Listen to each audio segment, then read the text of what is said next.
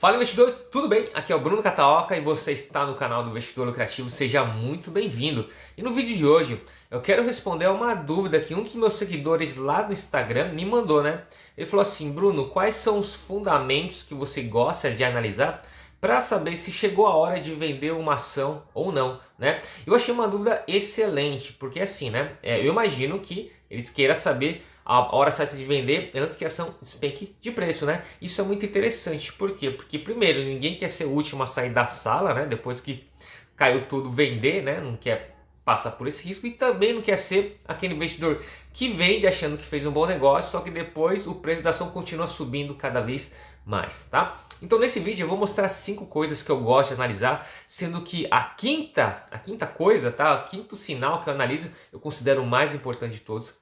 É o que me dá maior clareza e agilidade e confiança na tomada de decisão.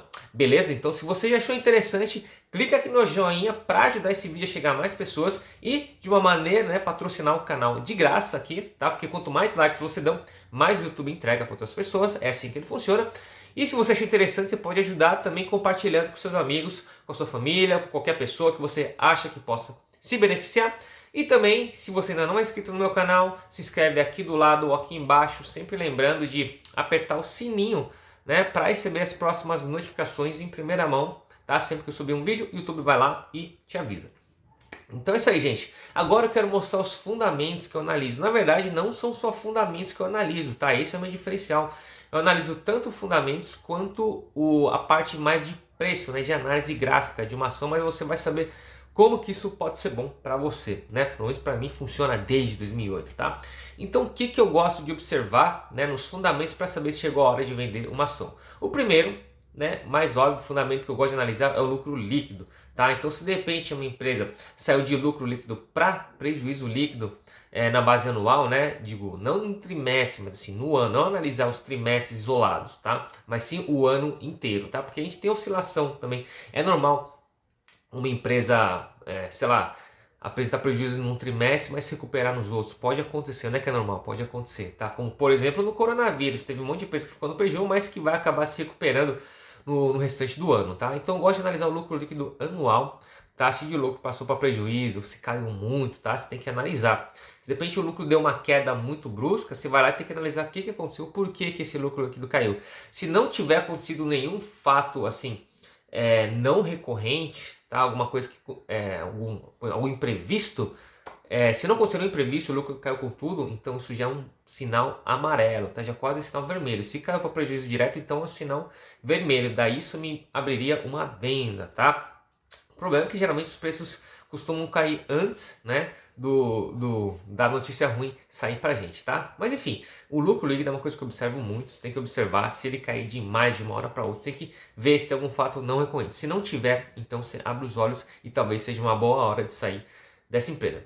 Segundo ponto que eu gosto de analisar é a dívida, o tamanho da dívida de uma empresa, tá? E aqui, a dívida você tem que sempre analisar comparando tudo, tá? Mesmo o lucro líquido, você compara tanto com os anos anteriores da mesma empresa, quanto com os concorrentes, tá? Por exemplo, se uma empresa está com uma dívida alta, assim, uma dívida alta, mas que ela é constante no seu histórico, tá? Por exemplo, você pode analisar um indicador de dívida bruta sobre o EBITDA, tá? Que mede o tamanho da dívida em relação ao quanto que a empresa faz de dinheiro, né? Então aqui, no caso do EBITDA não é o lucro líquido, é o lucro antes dos juros, impostos, depreciação e amortização, tá? Você pode analisar esse índice, né? Porque isso vai medir o tamanho da dívida em relação a quanto a empresa faz de dinheiro com o seu negócio principal. E se for um índice constante, para mais de 10 anos de histórico aí, beleza, se mantém. Agora, se de repente a dívida aumentar demais sem que o EBITDA aumente, aí você tem que analisar e ver o que está acontecendo. Primeiro você vê no histórico se isso acontece sazonalmente, tá? Dependendo da época do ano. Por exemplo, a Taesa, que é uma transmissora, ela ganha por licitação, né? Transmissora é aquela empresa que só levanta as torres e passa os fios aí que você viu aí na rua de São Paulo, né? Não só em São Paulo, no Brasil inteiro, né? Mas enfim, a Taesa é uma empresa que só faz isso. Então o que ela faz? Ela vence a licitação. Quando ela vence a licitação, tipo, eu quero fazer transmissão dessa região do Brasil, ela tem que construir isso. E geralmente para construir toda essa estrutura ela se endivida, né? Daí esse índice de dívida bruta EBITDA ele dá uma piorada. Só que depois ele volta aos níveis normais, tá? É isso que você tem que analisar. Se subir de uma hora para outra essa dívida, você tem que ver o que aconteceu. Se não for alguma coisa sazonal, se você vê que subiu a dívida e, por exemplo, caiu o lucro líquido, você fica esperto, tá? Você vê as concorrentes também. Se as concorrentes não tiverem com esse índice piorando, então você tem que abrir os olhos. Isso é um sinal amarelo de que essa empresa está começando a entrar no buraco, tá? Então tem que ficar bem esperto com a dívida sempre associada com o lucro líquido e também com os concorrentes. E lógico, com o histórico, né? Terceiro ponto que eu gosto de analisar, esse é um sinal que eu considero muito grave, que é a interrupção no pagamento dos dividendos. Tá? Aí você pode falar, mas Bruno, se a empresa está passando por dificuldade, eu prefiro que ela interrompa o pagamento dos dividendos e cuide do seu negócio próprio. Sim, eu concordo com você, mas aí vem de novo aquele papo, você tem que comparar essa situação com as concorrentes. Tá? Um caso real que aconteceu comigo, eu tinha ações da AES Tietê 11, né? E beleza, tava legal, não tava subindo tanto quanto as concorrentes, né? Do mesmo setor elétrico. Teve uma hora que ela mandou um fato relevante lá, um comunicado falando que ia interromper o pagamento dos dividendos por tempo indeterminado. Como nenhuma das concorrentes fez a mesma coisa, então eu interpretei isso como uma coisa muito ruim. Tá? E o que eu fiz? Me desfiz das ações de AES Tietê, tá? Mesmo porque ela estava de lado, não estava subindo enquanto as outras estavam subindo, e peguei esse dinheiro e reinvesti nas outras do mesmo setor que, na minha visão, estavam melhores, com preço da ação subindo e pagando dividendos e, lógico, lucro também subindo, tá? Hoje a Tietê voltou a pagar, tudo bem, mas eu não quis me expor a esse risco. Mesmo porque vou até mostrar um gráfico aqui para você, que eu vi no site suredividends.com, é um site que foca em ações americanas de dividendos, onde ele mostrou nesse gráfico que as ações que pagam dividendos, né, que pagam dividendos crescentes e com consistência são as que mais se valorizam no longo prazo, tá? Sendo que as ações que não pagam dividendos ou as que interromperam o pagamento de dividendos, elas estão lá embaixo, tá? São as que menos se valorizaram historicamente. Então, sempre que uma ação interrompe o pagamento de dividendos, enquanto as concorrentes não estão fazendo o mesmo, eu considero como sinal praticamente vermelho e vendo as ações na hora, porque não dá para saber se um dia ela vai voltar a pagar dividendos, certo?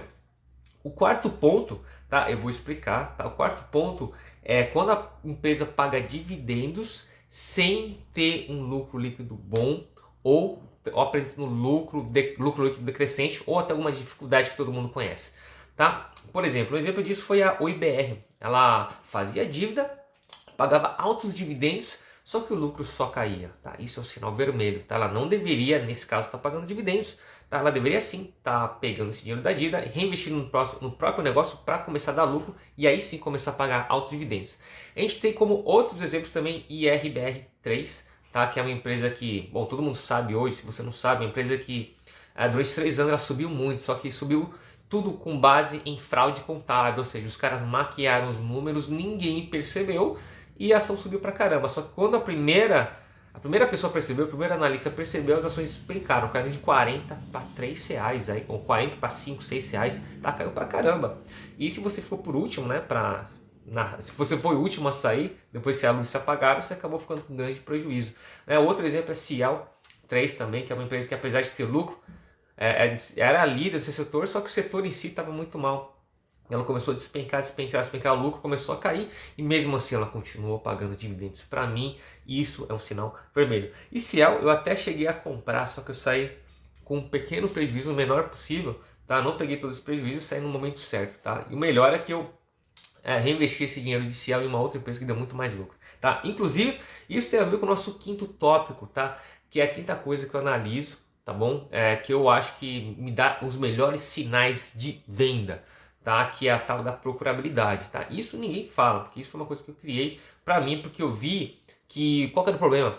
Que os fundamentos não eram suficientes, os fundamentos eram muito atrasados, tá? Depois que os preços caíram com tudo, aí ficava todo mundo sem entender nada, aí sim os fundamentos começavam a apresentar piora, tá? Então o que eu percebi? Eu percebi que eu precisava de uma outra maneira, tá? Para conseguir sair de uma ação no melhor momento possível. Ou seja, eu não queria ser aquele cara que é o último a sair depois que a luz se apagaram, e nem queria ser aquele cara que vende precipitadamente e depois a ação continua subindo com tudo, tá? Então tive que criar uma maneira para sair no melhor momento possível, tá? Então assim, a vantagem, né, que é essa maneira que eu criei, ninguém usa, tá? E talvez por isso dê muito certo.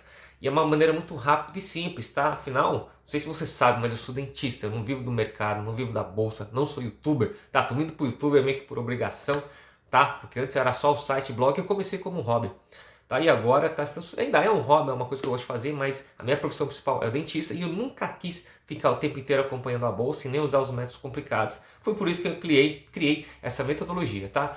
E como é que funciona ela? Eu basicamente faço uma análise simples, fundamentalista simples, e combino com uma análise gráfica diferente daquela que os traders fazem, tá? Porque os traders querem ganhar no curto prazo. Eu já uso o gráfico para analisar a movimentação de grandes ciclos de preços. Isso é o que me ajuda, tá?